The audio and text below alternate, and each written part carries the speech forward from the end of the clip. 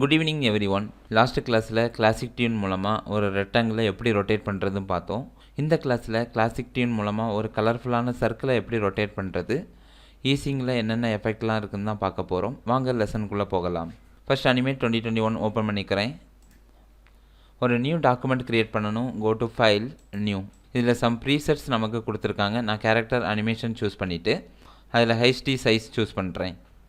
Once நீங்கள் HD click பண்ண உடனே அதனுடைய வித்தும் ஹைட்டும் நமக்கு ரைட் சைடில் செட் ஆயிரும். ஃப்ரேம் ரேட், பிளாட்ஃபார்ம் டைப் பற்றி தெரியாதவங்க என்னுடைய ப்ரீவியஸ் லெசன் பார்த்து தெரிஞ்சுக்கோங்க.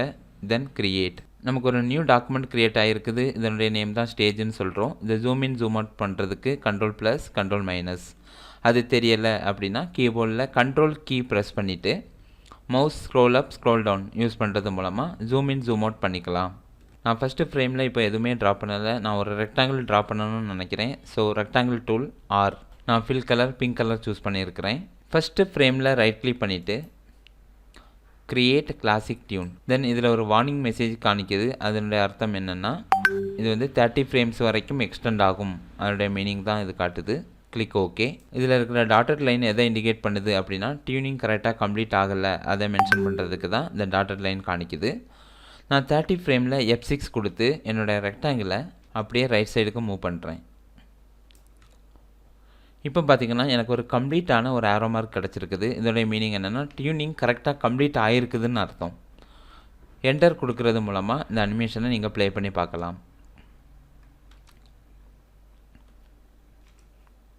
என்னுடைய 5th ஃப்ரேமை செலக்ட் பண்ணிவிட்டு ரைட் சைடில் பார்த்தீங்கன்னா எஃபெக்ட் நமக்கு கொடுத்துருக்காங்க. அதில் நான் கிளாசிக் ஈஸ் கிளிக் பண்ணுறேன்.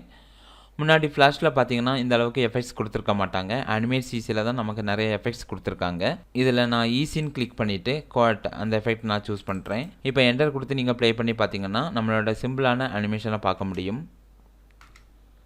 ஸ்லோவாக வந்து என்னுடைய அனிமேஷன் ஸ்பீடாக மூவ் ஆகுது.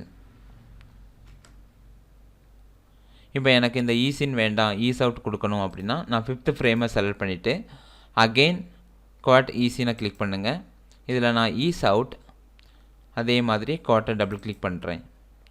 இப்போ நீங்கள் அகெயின் என்டர் கொடுத்து பார்த்தீங்கன்னா என்னுடைய அனிமேஷன் ஃபாஸ்ட்டாக வந்து ஸ்லோவாக லேண்ட் ஆகிற மாதிரி ஒரு ஃபீல் நமக்கு இருக்கும். எனக்கு 30ல் இருக்கிற அந்த கீ ஃப்ரேமை டிலீட் பண்ணணும் அப்படின்னா அதை செலக்ட் பண்ணிவிட்டு ஷிஃப்ட் F6 கொடுங்க. எல்லா ஃப்ரேமையும் டிலீட் பண்ணுறதுக்கு ஷிஃப்ட் F5. இப்போ நான் எல்லா ஃப்ரேமையும் டிலீட் பண்ணிவிட்டேன். எனக்கு புதுசாக ஒரு blank கீ ஃப்ரேம் க்ரியேட் பண்ணணும் அப்படின்னா F7. இப்போ ஃபஸ்ட்டு ஃப்ரேமில் ஓவல் டூல் மூலமாக நான் ஒரு சர்க்கிள் ட்ரா பண்ணுறேன். Oval tool shortcut key O. ஷிஃப்ட்டை ப்ரெஸ் பண்ணிவிட்டு ட்ராக் பண்ணுங்கள். Selection tool V. இந்த ஆப்ஜெக்டை செலக்ட் பண்ணிவிட்டு என்னுடைய ஃபில் கலரை நான் கொடுத்துக்கிறேன். இப்போ நான் ஒன்லி ஸ்ட்ரோக் கலர் மட்டும்தான் சூஸ் பண்ணியிருக்கிறேன். இதை எனக்கு ரெண்டாக டிவைட் பண்ணணும். அதுக்காக நான் லைன் டூல் சூஸ் பண்ணுறேன். Shortcut key N. ஜூம் பண்ணிக்கோங்க. Ctrl+ அப்ராக்சிமேட்டாக சென்டர்லேருந்து ஷிஃப்ட்டை ப்ரெஸ் பண்ணி ட்ராக் பண்ணுங்கள். அதே மாதிரி ஹரிசாண்டலாட்டு நமக்கு இன்னொரு லைன் ட்ரா பண்ணணும். இப்போ இந்த கால் பகுதியில் எனக்கு கலர் ஃபில் பண்ணணும். Paint bucket tool shortcut key K. Fill colour உங்களுக்கு தேவையான என்ன கலர்னாலும் சூஸ் பண்ணிவிட்டு இந்த இடத்துல வச்சுட்டு கிளிக் பண்ணிங்கன்னா போதும். அதே மாதிரி அதுக்கு ஆப்போசிட்டாக இருக்கிற பார்ட்லையும் எனக்கு கலர் ஃபில் பண்ணணும். நான் ஒரு ரெட் கலர் சூஸ் பண்ணிக்கிறேன். அகெயின் இப்போ எனக்கு இந்த சர்க்கிளை ரொட்டேட் பண்ணணும். ஸோ ஃபஸ்ட்டு ஃப்ரேமில் ரைட் கிளிக் பண்ணிவிட்டு கிளாசிக் டியூன். இது ஏன் வார்னிங் மெசேஜ் காணிக்குதுன்னு நான் ஆல்ரெடியே சொல்லிட்டேன். அது தெரியல அப்படின்னா என்னுடைய ப்ரீவியஸ் லெசன் பார்த்து தெரிஞ்சுக்கோங்க. Click okay. தென் 30 ஃப்ரேமில் F6. டியூனிங் கரெக்டாக கம்ப்ளீட் ஆகிறதுக்காக 30 ஃப்ரேமில் F6 add key frame. Middle select பண்ணிவிட்டு ரைட் சைடில் பார்த்தீங்கன்னா ரொட்டேட். அதில் நான் clockwise சூஸ் பண்ணுறேன். இப்போ என்னுடைய ஆப்ஜெக்ட் clockwise ரொட்டேட் ஆகும். Press enter. இப்போ ஆப்ஜெக்ட் பார்த்தீங்கன்னா clockwise ரொட்டேட் ஆகுது. இதுவே எனக்கு ஆன்டி clockwise ரொட்டேட் ஆகணும் அப்படின்னா அகெயின் ரைட் சைடில் போயிட்டு ரொட்டேட்டுங்கிற ஆப்ஷனில் கவுண்டர் clockwise கொடுத்தீங்கன்னா நமக்கு ஆன்டி clockwise ரொட்டேட் ஆகும். ஃப்ரேமை செலக்ட் பண்ணிவிட்டு ரைட் சைடில் பார்த்தீங்கன்னா 1 கொடுத்துருக்காங்க. இதில் 1ஓட மீனிங் என்ன அப்படின்னா 360 டிகிரி ரொட்டேஷனுக்கு இது கரெக்டாக 1 சைக்கிள் கம்ப்ளீட் ஆகும்.